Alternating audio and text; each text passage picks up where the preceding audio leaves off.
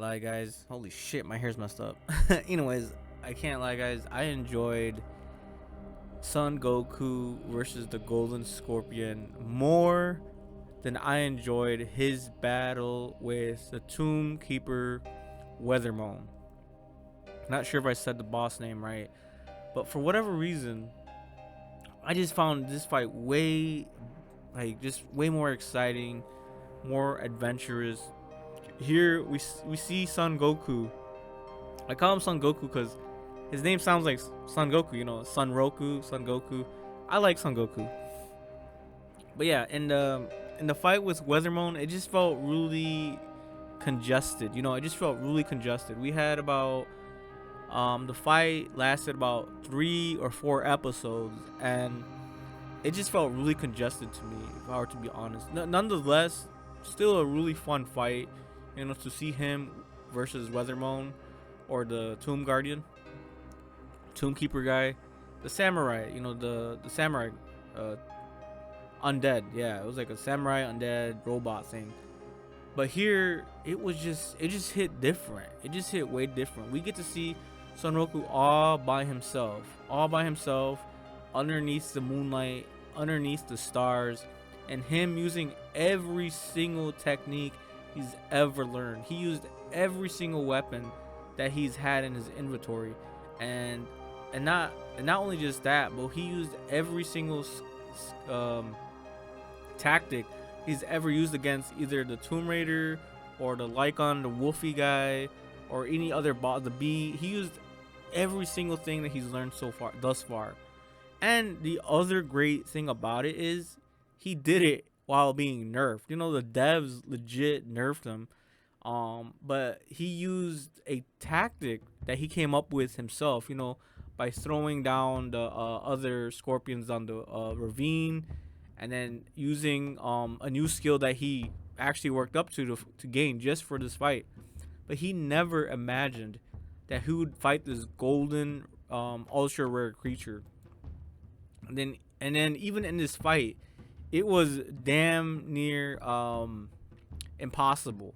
As he, you know, when you fight a new boss, guys, you guys don't realize how impossible a feat that he just did. Like, what he just did is literally impossible. When any time you meet a new boss, or you meet a new dungeon, or you meet something new, we don't know what's gonna happen. We don't know what tactics they're gonna have. We don't know what AOE they're gonna have. We don't know what debuffs they're gonna have. You don't know how their aim assist or what attack patterns they're gonna have. So to see Son Goku, just be able to adapt through brute instinct, just to adapt just from from every encounter he has.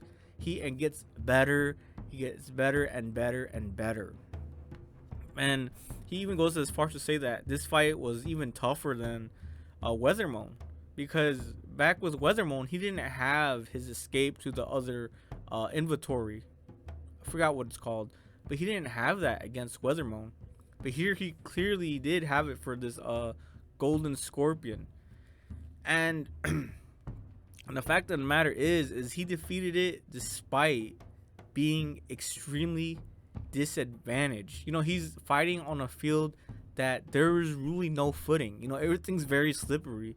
For a minute, he was skating, or he was like going around like he was skating on ice. So imagine fighting on ice. He's literally Batman. You guys remember watching Batman, The Dark Knight? Yeah, you know how he trained on that ice. You guys go walk on ice right now, bro. You literally slip and fall, or you just be too like, you know, you'd be too timid, too afraid to even walk. I know I would be, you know. But yeah, this dude literally fought the golden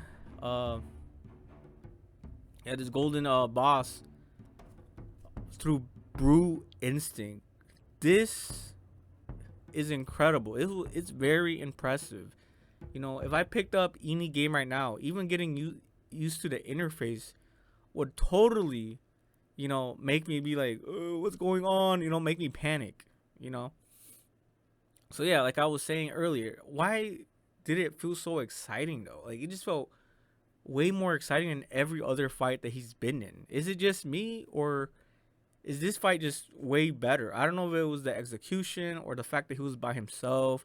He was able to fight freely, with without having to worry about companions. And honestly, this was more his game. This was more his how do I say? His type of play style. He likes being just fighting melee, just going one on one. Even though for a minute, there was a lot of other mobs around. And it's crazy too. He couldn't even lay a dent on the other ones. The normal scorpions, the crystal scorpions. But this scorpion, he could actually do some damage. But let's not forget, guys, he's leveled up a lot, and I think the crystal scorpion had more obvious weak spots because it's bigger, and so he had more softer spots between his joints.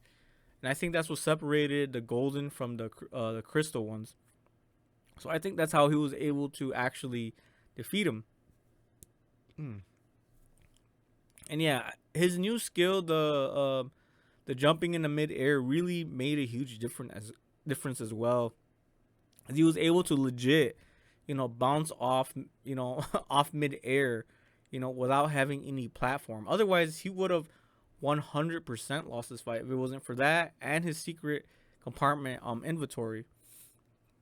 And yeah, I just really loved how legit he had to use every single weapon just to figure it out, especially when the golden scorpion would regenerate. I felt like I was actually getting frustrated myself. I'm like, damn, I really despise, like with a deep passion, I despise it. I hate it when bosses, you do all this damage, you figure it all out. You're like literally putting hours and hours into trying to beat a boss, only for it to regen. It's like Alakazam from Pokemon all over again.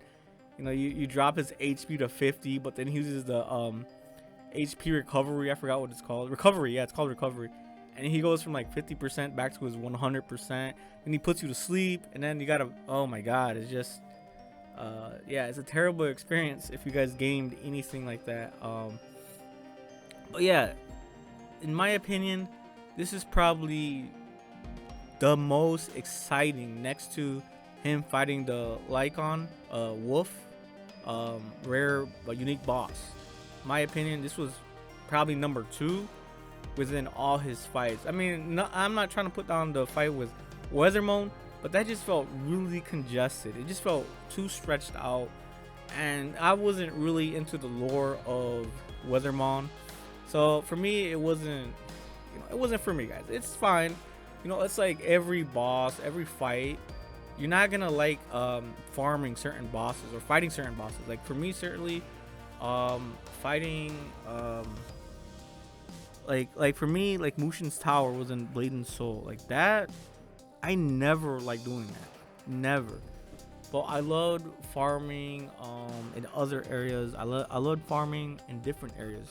While other people, they loved farming in Mushin's Tower for currency or for outfits. It's like everyone has their own niche within a game that they like to play more at. So when I say I didn't enjoy Wethermon's fight, it's not something to be bothered by. Everyone has what they do like and what they don't like in a game. That's why I like it when games, they offer so many different ways to farm, whether it's through fishing, farming, cooking, or just grinding out mobs through sheer melee and just going through hours and hours, or grinding, beating bosses. You can grind through that.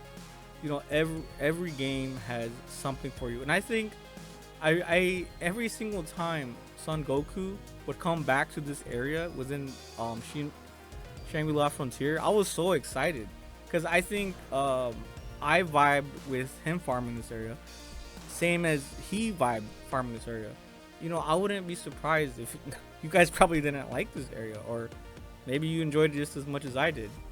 But yeah, it just made me honestly excited when he came to this specific area, especially since it seemed like a very impossible area to farm mobs, but he figured it out all by himself. And remember, guys, like I said, this is impossible. this area is legit meant for like a 30 player how do I say, team, like a team. But he's doing it all by himself. You guys don't realize how impressive this is. To see him do all this is just beyond impossible. This is why he's considered a top gamer. It takes a lot to have that title, and this is why he has that title. Even within his trash gaming, he has that title of being a pro. But yeah, for me, this was just way more exciting, way more exhilarating, and it's just sad that he beat the entire thing now. So now he's gonna probably move on to something else. But no, maybe I'm wrong, because he still needs to get materials for that rabbit blacksmith. I forgot her name. God damn it. I forgot her name. But yeah, so he's gonna be coming here a lot more. But I hope there's more to than just this golden one, because But then again, guys, after this fight, he's already reached, I think, max level. He's like level 99. So things are only gonna get easier for him. Bro, this guy's just too OP at this point. He's just too OP. He went from level 0 to 20, and then 20 straight to level 50. Now 50 to 60, and then 60 to 70. Now 70 straight to level damn near 100, pretty much. Yeah, this guy is just skipping around levels like it's nothing. Like, oh shit. Usually it takes forever, especially when you get to those higher levels, just to go from level 79 to level 80. But this guy just was like, nope, I'm skipping level 80 and going to level 100. Amazing episode. I just 100% one of the most exciting fights for me. Yeah, that is all.